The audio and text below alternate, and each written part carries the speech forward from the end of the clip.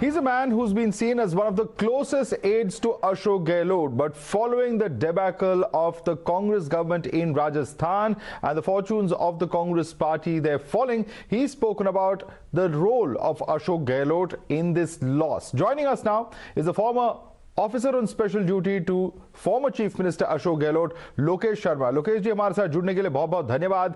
सबसे पहला सवाल, आपने काफी स्केदिंग अटैक्स किए हैं अशोक गहलोत पे पिछले दिन और आपने सारा का सारा ब्लेम उन्हीं के ऊपर रखा है।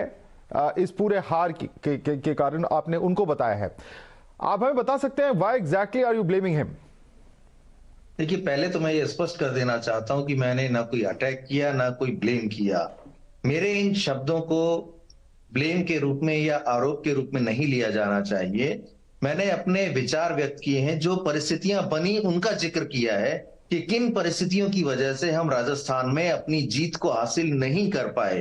क्योंकि पिछले दिनों जो घटनाक्रम हुआ था, पिछले महीनों जो घटनाक्रम हुआ था, उसके साथ साथ जिस तरह की परिस्थितियां उत्पन्न हुई, वो सभी की सभी क्या आज परिणाम लेकर आई हैं, उनके बारे में जिक्र मैंने अपने उस ओपन लेटर में, उस पोस्ट में किया, जो कल आप सभी लोगों ने देखी होंगी शायद। जी, लेकिन आपके ओपिनियन में क्या गहलोत की जो लीडरशिप स्टाइल है, जैसे कहीं ना कहीं गलत डिसीजंस लिए गए हैं और उसके वजह से पार्टी को काफी सेटबैक हुआ है इस चुनाव में? ये तो साफ है आपके पोस्ट से।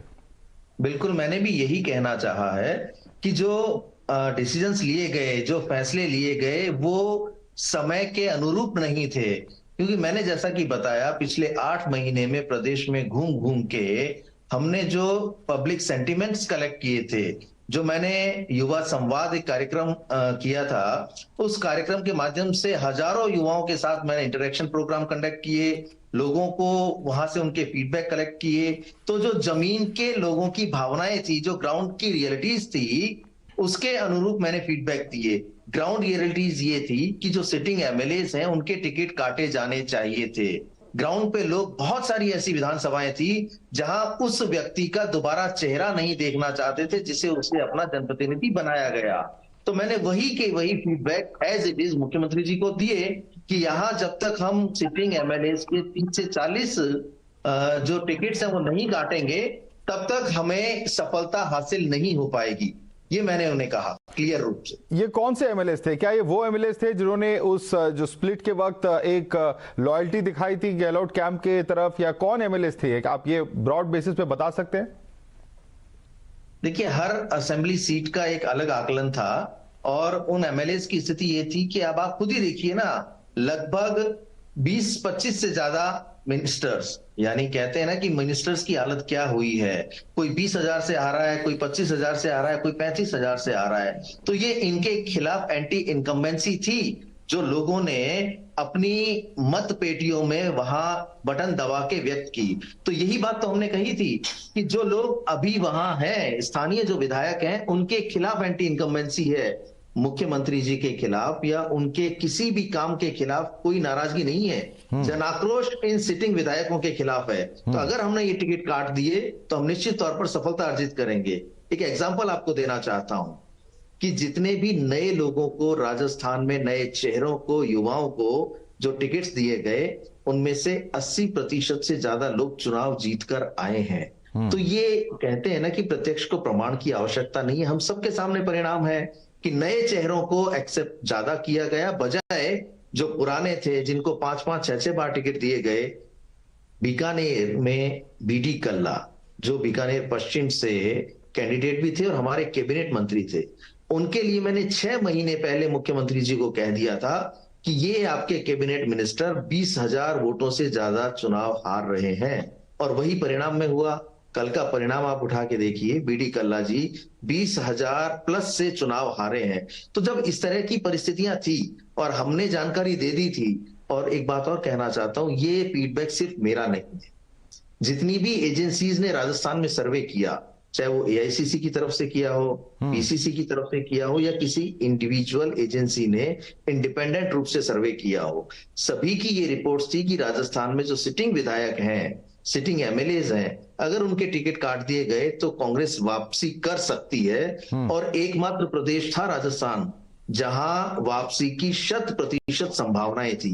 लेकिन हम उसको अवेल नहीं कर पाए हमारे निर्णयों की वजह से। लेकिन इसमें दो सवाल उठते हैं, क्योंकि आप जैसे कह रहे हैं एसएससी की सर्विस से कई रिपोर्ट्स आए हैं कि पार्टी की आला कमान जो है वो भी यही चाहती थी कि जो जिनके खिलाफ इस तरह की हैवी एंटी इनकम्बेंसी उनको रिप्लेस किया जाए। लेकिन ऐसी क्या आप मानते हैं कमिटमेंट्स थी या सोच थी अशोक गहलोत जी की वो उनके साथ बने रहे despite the fact that there was such a huge loss and so many warnings? देखिए, मैं तो इसे कहूंगा कि मुख्यमंत्री जी की हठधर्मिता या जिद ही थी कि उन सभी लोगों को भी टिकट दिलवाया जिनके खिलाफ एंटी इनकम्बेंसी थी या जो सीधे तौर पर जिनकी हार सुनिश्चित नजर आ रही थी। अगर वो बदलाव कर दिए जाते तो आज ये परिणाम नहीं होते और हम जीतने के बाद आपसे बात कर रहे होते। रिस्पॉन्स क्या था जब आपने ये सब कहा उनको? मेरी जिम्मेदारी का निर्वहन करते हुए मैंने ये सारी जानकारियां उन्हें दी, उन्होंने सुन ली और उस वक्त उन्होंने एग्री किया कि हाँ, हमें 40 से 50 टिकट काटने होंगे। आप ठीक कह रहे हैं, आपकी रिपोर्ट के अनुसार ये जो चीजें हैं हमें भी पता है कि ये लोग चुनाव नहीं जीत पाएंगे। बावजूद उसके अगर एक्ट नहीं किया तो ये तो कांग्रेस पार्टी का बड़ा नुकसान हो गया ना। हमारी पहली प्राथमिकता सरकार की वापसी थी। हमें उन लोगों को ऑबलाइज नहीं करना था जो ये जिस बारे में कहा गया कि ये सरकार बचाने में हमारे साथ रहे। तो वो 5 साल पूरे हो गए, लेकिन ग्राउंड की जो रियलिटीज हैं, जनता जिन्हें अब दोबारा अपना जनप्रतिनिधि नहीं चुनना चाहती, अगर ऐसे लोगों को हमने टिकट दिया तो परिणाम आज हम सबके सामने उसी रूप में आए। आपने कभी अशोक गहलोत के अलावा बाकी कांग्रेस के टॉप लीडर्स तक भी ये बात पहुंचाने की कोशिश की? क्योंकि अगर ये स्थिति है और आपने फीडबैक दी है और आपने ये भी कहा है कि एक तरह से पार्टी के हाईकमांड को मिसलीड करने का भी एक प्रयास था, क्योंकि सही फीडबैक कभी पहुंचा नहीं उनके पास, आपने कभी कोशिश की थी इन्फॉर्म करने की? देखिए, मुझे जो जिम्मेदारी मिली हुई थी, मैं एक पद के साथ बंधा हुआ था। मैं मुख्यमंत्री जी का ओएसडी था, तो मेरे इमीडिएट बॉस जो हैं, मैं उन्हीं तक अपना फीडबैक दे सकता था। क्योंकि सामान्य तौर पर यह माना जाता है कि अगर यहाँ की बात किसी भी रूप में आगे पहुंचाई जाए या दिल्ली के नेताओं को बताई जाए तो कई बार उसे कंप्लेन के रूप में भी लिया जा सकता है। लेकिन क्योंकि मेरा वो काम नहीं था, मुझे सिर्फ अपने बॉस को ये जानकारी देनी थी कि ये स्थितियां बन चुकी हैं और इन स्थितियों के लिए हमें सही समय तक सुधारात्मक कदम उठा लेने आवश्यक हैं ताकि परिणाम हमारे अनुरूप आए। लेकिन वो हो नहीं पाया। बड़े दुर्भाग्य की बात है कि वो सब कुछ नहीं हो पाया।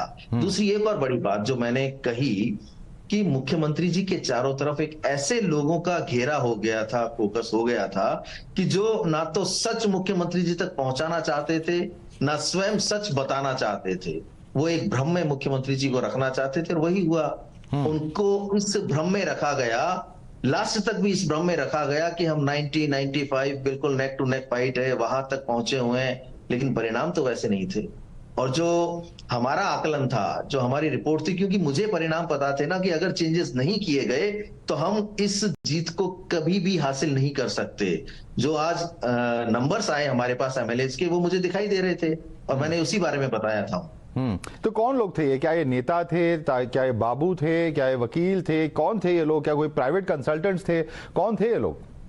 देखिए, जो लोग 24 घंटे मुख्यमंत्री जी के साथ रहते हैं, चाहे वो उनके और स्टाफ के लोग हों, क्योंकि हम लोगों को तो जो एक स्पेसिफिक काम दिया हुआ है, मैंने सिर्फ अपने काम से मतलब रखा। जो मेरी भूमिका थी, मेरी जिम्मेदारी थी कि मुझे एक सेक्शन दिया हुआ है कि मीडिया, आईटी, आपका डिजिटल मीडिया, सोशल मीडिया, उन सब चीजों को लेके ही बात करनी है, उन सब चीजों को ही मॉनिटर करना है, उन सभी चीजों को मैनेज करना है, देखना है।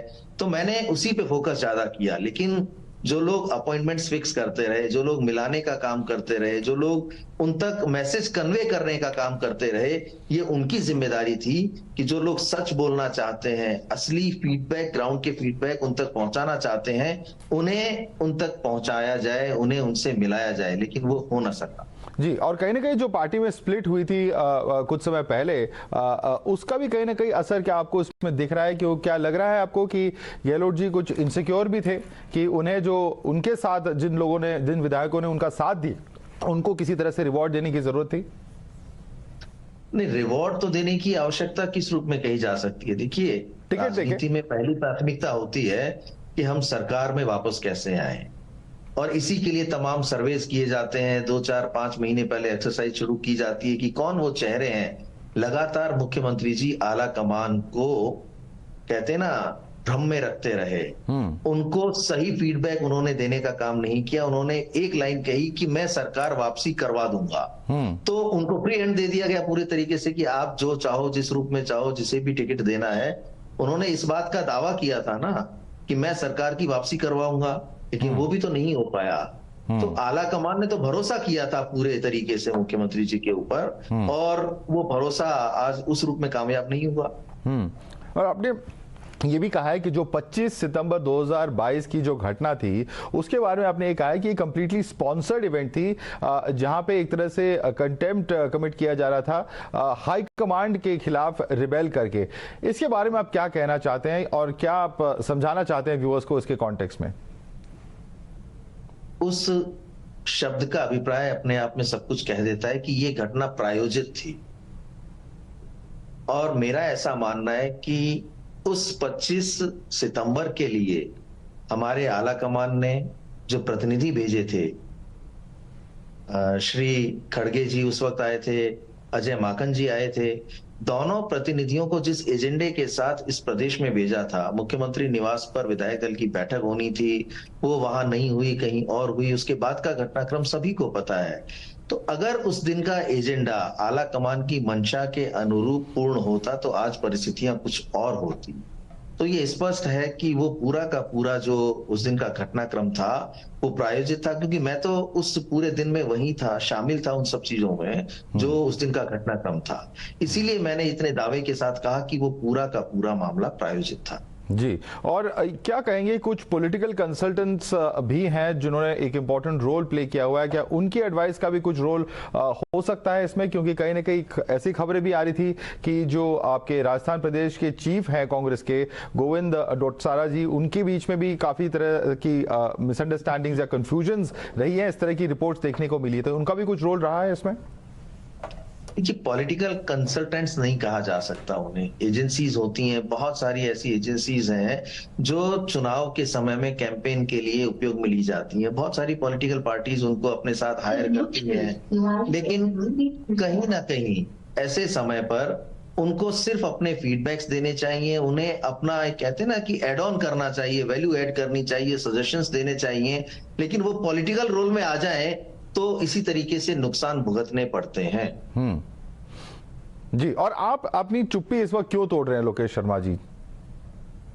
उसका मैंने जवाब दिया ना कि कल तक तो मैं एक जिम्मेदारी के तहत बंधा हुआ था, और मुझे जो बात जहां कहनी थी वहां मैं लगातार कहता रहा। लेकिन आज आवश्यकता इस बात की है, इस सार्वजनिक माध्यम से मैंने हमारे आला कमान को, केंद्रीय नेतृत्व को सच बताने का प्रयास किया है, जो उस भावना के तहत कि क्या घटनाक्रम हुआ, क्या परिस्थितियां बनी।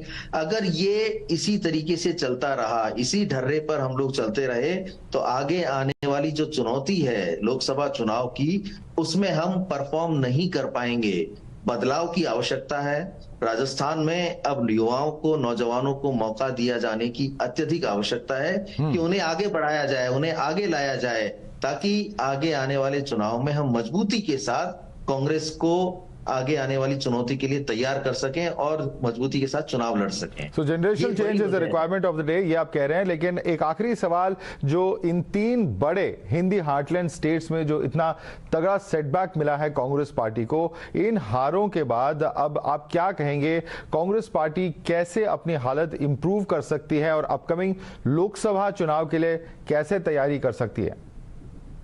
देखिए, विशेषकर तो मैं राजस्थान के बारे में बात करूंगा, लेकिन ओवरऑल अगर आप पूछना चाहते हैं तो अब हमारी पार्टी को, कांग्रेस पार्टी को बहुत गंभीरता से सोचने की आवश्यकता है कि कैसे हम रिवाइव करें, कैसे नए लोगों को आगे लाएं जिनका जनाधार है, या जो नए जोश के साथ, नई ऊर्जा के साथ काम करना चाहते हैं, जिनमें जज्बा है विचारधारा को आगे ले जाने के लिए, लड़ाई लड़ने के लिए। ऐसे लोगों को जब हम मौका देंगे तो निश्चित तौर पर वापस मजबूती के साथ खड़े हो पाएंगे और लोकसभा चुनाव में अपनी भूमिका सकारात्मक तरीके से हम आगे निभा पाएंगे, ऐसा मेरा मानना। Alright, हमारे साथ जुड़ने के लिए बहुत बहुत धन्यवाद Lokesh Sharma ji, and we certainly hope that there are of course important lessons. Whether those lessons are taken seriously and there is course correction, of course, is a big question at this point of time, particularly given that we are looking at the run-up to the Lok Sabha polls in the next 4 to 5 months. Thank you so much for speaking to us, Lokesh Sharma. Thank you.